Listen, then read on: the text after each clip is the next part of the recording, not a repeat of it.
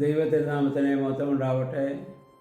Bible reading പ്രോഗ്രാമിൽ സംബന്ധിക്കുന്ന ഏവർക്കും കർത്തൃനാമത്തിൽ സ്നേഹവന്ദനം അറിയിക്കുന്നു. ഇന്നലെ നമ്മുടെ കേരളത്തിൻ്റെ ദേശീയ ഉത്സവമായിരുന്ന തിരുവോണമായിരുന്നല്ലോ. സ്നേഹത്തിൻ്റെ, സാഹോദര്യത്തിൻ്റെ, ഒരുമയുടെ വലിയ ദൂതാണല്ലോ ഓണം എന്ന ആ ദേശീയ ഉത്സവം പ്രദാനം ചെയ്യുന്നത്. ആ ഐക്യം നമ്മുടെ ജീവിതത്തിലുണ്ടാകുവാൻ തക്കോണം നമുക്ക് ഇടയായിത്തീരണം. മഹാബലി എന്നുള്ളത് ഒരു മിത്താണെങ്കിലും അതിലൊരു മെസ്സേജ് ഉണ്ട്. ആ മെസ്സേജാണ് സഹനത്തിൻ്റെ, ത്യാഗത്തിൻ്റെ ഒരു രാജാവ്. വാസ്തവത്തിൽ മഹാബലി ക്രൈസ്തവരെ സംബന്ധിച്ചിടത്തോളം കർത്താവിൻ്റെ കാൽവറി ബലിയാണ് നമുക്ക് മഹാബലി. ത്യാഗസ്വരൂപനായ യേശു ക്രിസ്തു ഈ സമയത്ത് നമ്മുടെ ചിന്തയ്ക്ക് വിഷയമായി ഭവിക്കേണ്ടതാണ്. അപ്രകാരമുള്ള ഒരു ജീവിതം നയിക്കുവാൻ, സാഹോദര്യത്തിൻ്റെ, സ്നേഹത്തിൻ്റെ, സഹനത്തിൻ്റെ വലിയ അനുഭവത്തോടെ ജീവിക്കുവാൻ ഈ വർഷത്തെ ഓണങ്ങളും അതിൻ്റെ ആഘോഷങ്ങളും നമ്മെ സഹായിക്കട്ടെ എന്ന് ആമുഖമായി പ്രാർത്ഥിച്ച് ആശംസിക്കുന്നു. എല്ലാവർക്കും ഓണാശംസകൾ നേരുന്നു. ഇന്ന് നമ്മൾ വായിക്കുന്ന 2 ദിനവൃത്താന്തം 15-ാം അധ്യായമാണ്. ആസാ രാജാവിനെ കുറിച്ചാണല്ലോ നമ്മൾ 1-2 അധ്യായങ്ങളായി നമ്മൾ പഠിച്ചു വരുന്നത്. ആസാ രാജാവ് ദൈവത്തെ അറിയുന്ന നല്ലൊരു മനുഷ്യനായിരുന്നു. അങ്ങനെ കൊണ്ട് ദൈവം അവനോട് കൂടെ ഇരുന്ന് മറ്റ് രാജ്യങ്ങളുള്ള യുദ്ധം ജയിക്കുവാൻ അദ്ദേഹത്തിന് സാധിക്കുകയാണ്. 10,000 പടയാളികളുമായി വന്നവരെ വളരെ നിസ്സാരമായി തോൽപ്പിക്കുവാൻ അദ്ദേഹത്തിന് സാധിച്ചു എന്ന് നമ്മൾ കണ്ടു. ഈ 15-ാം അധ്യായം നമ്മൾ വായിക്കുന്നത് ഈ സമയത്ത് ആസറിയ എന്ന് പറയുന്ന ഒരു പ്രവാചകൻ ഇദ്ദേഹത്തെ സമീപിച്ചിട്ട് പറയുകയാണ്, നിങ്ങൾ കർത്താവിനോട് ചേർന്ന് നിൽക്കുന്നുവെങ്കിൽ കർത്താവ് നിങ്ങളോട് ചേർന്ന് നിൽക്കും. നിങ്ങൾ അന്വേഷിച്ചാൽ അവനെ കണ്ടെത്തും. നിങ്ങൾ ദൈവത്തെ പരിത്യജിച്ചാൽ ദൈവം നിങ്ങളെ പരിത്യജിക്കും. ഇങ്ങനെ വന്ന ഈ രാജാവിനോട് പറയാനുള്ള കാരണം, ആസാരാവിന് പറയാനുള്ള കാരണം, അദ്ദേഹം താമസമിന ദൈവത്തെ പരിത്യജിക്കുമെന്ന് അറിഞ്ഞുകൊണ്ട് ദൈവം ഈ പ്രവാചകനെ വിട്ട് മുന്നറിയിപ്പ് അവിടെ നൽകുകയാണ്. ദൈവം എല്ലായ്പ്പോഴും ദൈവവചനത്തിലൂടെ നമുക്ക് പല മുന്നറിയിപ്പുകളും നമുക്ക് നൽകുന്നുണ്ട്. അത് മനസ്സിലാക്കി നമ്മുടെ ജീവിതത്തെ ക്രമപ്പെടുത്തുവാൻ നമുക്ക് സാധിക്കേണ്ടതാണ്. അതിൻ്റെ 3-ാമതുള്ള വാക്യങ്ങൾ നമ്മൾ വായിക്കുന്നു. ഇതിലവിടെ പറയുകയാണ്, സത്യദൈവത്തെ മനസ്സിലാക്കാൻ സാധിക്കാതിരുന്ന പൂർവന്മാരുടെ കാലത്ത് അവർക്കന്ന് പുരോഹിതന്മാരില്ലായിരുന്നു, ന്യായപ്രമാണമില്ലായിരുന്നു. അതുകൊണ്ട് എന്താണ് യഥാർത്ഥത്തിൽ സത്യമെന്നോ നീതിയെന്നോ അധർമ്മമെന്നോ വ്യക്തതയില്ലാതിരുന്ന കാലത്തും അവർ ദൈവത്തെ അന്വേഷിച്ചു. കാരണം അവരുടെ ജീവിതത്തിൽ പ്രതിസന്ധി ഘട്ടങ്ങൾ വന്നപ്പോൾ, കഷ്ടതകൾ വന്നപ്പോൾ അവർ ദൈവത്തെ അന്വേഷിച്ച് ദൈവം അവരെ സംരക്ഷിക്കുകയും അവർക്ക് ഉത്തരമരുളുകയും ചെയ്തു എന്ന കാര്യം നിങ്ങൾ മറന്നുപോകരുത്. അവർ അന്വേഷിച്ച് അവർ ദൈവത്തെ കണ്ടെത്തിയെന്നാണ്. പുരോഹിതന്മാരും ആരാധനകളും ന്യായപ്രമാണവും ഒന്നുമില്ലാതിരുന്ന കാലത്ത്.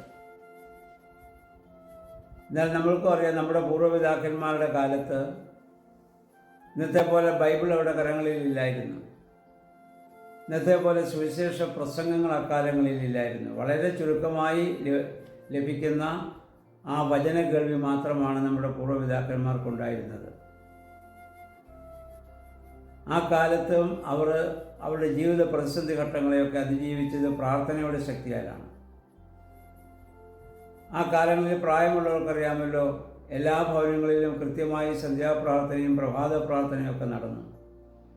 നോമ്പുകളും ഉപവാസങ്ങളും വ്രതാനുഷ്ഠാനവും ഒക്കെ കൃത്യമായി എല്ലാ ഭവനങ്ങളിലും ഉണ്ടായിരുന്നു.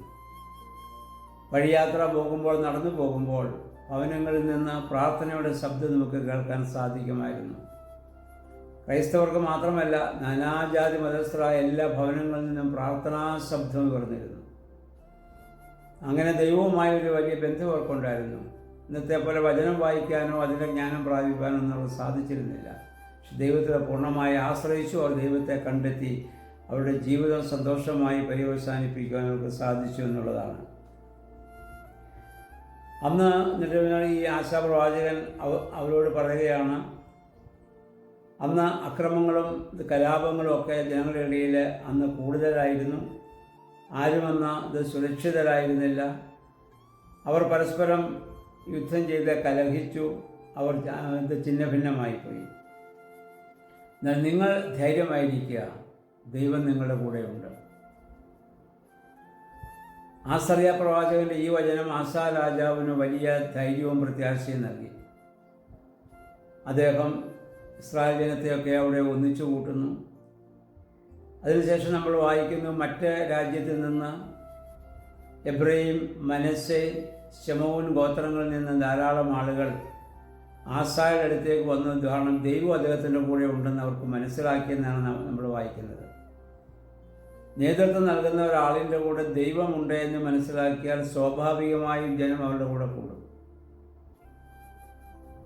അപ്പം അങ്ങനെ ആസാ രാജാവിനോട് ദൈവമുണ്ടെന്ന് അവർ മനസ്സിലാക്കുന്നു.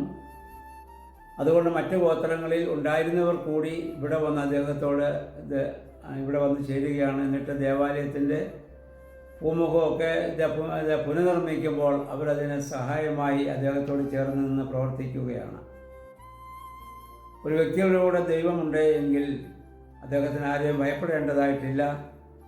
അസാധ്യമായതിനെ സാധ്യമാക്കി തീർക്കുവാൻ അവർക്ക് സാധിക്കുകയും ചെയ്യും. അപ്പം അങ്ങനെ ആശായുടെ കൂടെ ഉണ്ടായിരുന്ന മറ്റു രാജ്യങ്ങളിൽ നിന്ന് ആളുകളൊക്കെ അവിടെ വന്ന് ചേരുന്നതായി നമ്മൾ കാണുന്നുണ്ട്. എന്നിട്ട് അവർ ആസാ രാജാവിൻ്റെ നേതൃത്വത്തിൽ ജെറുസലേമിൽ എല്ലാവരും കൂടെ ഒന്നിച്ചു കൂടിയിട്ട് അവിടെ വെച്ച് അവർ സത്യപ്രതിജ്ഞ ചെയ്യുകയാണ്. പൂർണ്ണാത്മാവോടും പൂർണ്ണ മനസ്സോടും കൂടി ദൈവത്തെ നമുക്ക് അന്വേഷിക്കണം. ആരെങ്കിലും അതിന് വിരുദ്ധമായി പ്രവർത്തിച്ചാൽ അവരെ നമ്മുടെ ഇടയിൽ നിന്ന് ഛേദിച്ച് കളയണം. അത്രമാത്രം ദൈവവുമായുള്ള വലിയ ബന്ധത്തിൽ അവരവിടെ പ്രതിജ്ഞ എടുക്കുകയാണ്. നമ്മൾ വായിക്കുന്നു, ദൈവം അവർക്ക് ദർശനം നൽകി ദേശത്ത് സ്വസ്ഥതയുണ്ടായി എന്നാണ്. ദൈവത്തോടുള്ള ബന്ധത്തിൽ മാത്രമേ യഥാർത്ഥ സമാധാനവും സ്വസ്ഥതയും നമുക്ക് അനുഭവിക്കാൻ സാധിക്കുകയുള്ളൂ. അത് സഭയായാലും സമൂഹമായാലും നേതൃത്വം നൽകുന്ന ആളുകൾക്കതുണ്ടാവണം. അപ്പോൾ മാത്രമേ സഭയിലോ സമൂഹത്തിലോ സ്വസ്ഥത ഉണ്ടാവുകയുള്ളൂ. ആ സ്വസ്ഥതയുടെ അനുഭവത്തിന് വേണ്ടി നമ്മൾ പ്രാർത്ഥിക്കുക. ദൈവമേ, നഷ്ടപ്പെട്ടു പോയ ശാന്തി സമാധാനം സഭയിലേക്ക് സമൂഹത്തിലേക്ക് കടന്നു റെഡിയാകണമേ എന്ന് നമുക്ക് പ്രാർത്ഥിക്കാം. 16 വാക്യം നമ്മൾ വായിക്കുന്നു, ആസായുടെ വല്യമ്മ മാഖ അസേര പ്രതിഷ്ഠകളുടെ ആ അസേര ദേവിയുടെ പ്രതിഷ്ഠയുണ്ടാക്കി. അപ്പോൾ ആസാ രാജാവ് ചെയ്തത്, അമ്മ റാണി എന്ന പദവിയിൽ നിന്ന് അവരെ അവിടുന്ന് നീക്കം ചെയ്തു. വല്യമ്മയാണെങ്കിൽ പോലും സത്യദൈവത്തെ ഉപേക്ഷിച്ച് മറ്റൊരു ദൈവത്തെ ആരാധിക്കുന്ന സമയം വന്ന ആ ഒരു സാഹചര്യം വന്നപ്പോൾ അമ്മ റാണി എന്ന പദവിയിൽ നിന്ന് അവരെ തള്ളിക്കളയുകയാണ്. അത്രമാത്രം ദൈവത്തിൽ അദ്ദേഹം പൂർണ്ണമായി വിശ്വസിച്ചു എന്നുള്ളതാണ്. 17 വാക്യം നമ്മൾ വായിക്കുന്നു, പൂജാരികളെ പൂർണ്ണമായി ഇസ്രായേലിൽ നിന്ന് നീക്കം ചെയ്തില്ല എങ്കിലും ആസാ തൻ്റെ ജീവിതകാലം മുഴുവൻ അവൻ ജീവിത വിശുദ്ധി പാലിച്ചു എന്ന് നമ്മൾ വായിക്കുന്നു. ജീവിതകാലം മുഴുവൻ ജീവിത വിശുദ്ധി പാലിക്കുക അത് അത്ര എളുപ്പമുള്ള ഒരു കാര്യമല്ല. വളരെയധികം പ്രയാസകരമായ ഒരു കാര്യമാണ് ജീവിതകാലം മുഴുവൻ ജീവിത വിശുദ്ധിയോടെ ജീവിക്കാൻ സാധിക്കുക എന്നുള്ളത്. ദൈവം നമ്മളിൽ നിന്ന് പ്രതീക്ഷിക്കുന്നത് മാത്രം ദൈവത്തെ അന്വേഷിക്കുക. 2 ഹൃദയവിശുദ്ധിയോടും ജീവിത വിശുദ്ധിയോടും കൂടി ദൈവസന്നിധിയിൽ ജീവിക്കുക. ഈ 2 കാര്യങ്ങൾ ചെയ്യുമ്പോൾ നമ്മൾ ദൈവമക്കളാണ്. ദൈവം നമ്മളോടൊപ്പം ഉണ്ടാകും. ദൈവം നമുക്ക് വേണ്ടി പിശാചിനോട് ശത്രുവിനോട് യുദ്ധം ചെയ്തുകൊള്ളും. നമ്മൾ വായിക്കുന്നത് അങ്ങനെ ദേശത്ത് സ്വസ്ഥതയും സമ്പത്തും ഒക്കെ വർദ്ധിച്ചെന്നാണ്. 35 വർഷക്കാലം അദ്ദേഹത്തിൻ്റെ ആ ഭരണത്തിൻ്റെ 35 വർഷക്കാലം സന്തോഷത്തിൻ്റെ സമാധാനത്തിൻ്റെ വലിയ ദൈവാനുഭവം ഉണ്ടായി. കാരണം ദൈവത്തോടുള്ള അദ്ദേഹത്തിൻ്റെ വലിയ ബന്ധമാണ്. നമ്മുടെ ജീവിതത്തിലും ദൈവത്തോടുള്ള വലിയ ബന്ധത്തിൽ ജീവിക്കുവാൻ ദൈവമേ, പരിശുദ്ധാത്മാവേ, ഞങ്ങളെ ശക്തീകരിക്കണമേ, ബലപ്പെടുത്തണമേ എന്ന് പ്രാർത്ഥിക്കാം. ആ ബന്ധം നിലനിർത്തുവാൻ വേദപുസ്തക വായനകൾ നമ്മെ സഹായിക്കണം, പ്രാർത്ഥനകൾ നമ്മെ സഹായിക്കണം. അതിനുവേണ്ടി നമുക്ക് ശ്രമിക്കാം. സർവശക്തനായ ദൈവം അതിന് നമുക്കെല്ലാവരെയും അനുഗ്രഹിക്കുമാറാകട്ടെ.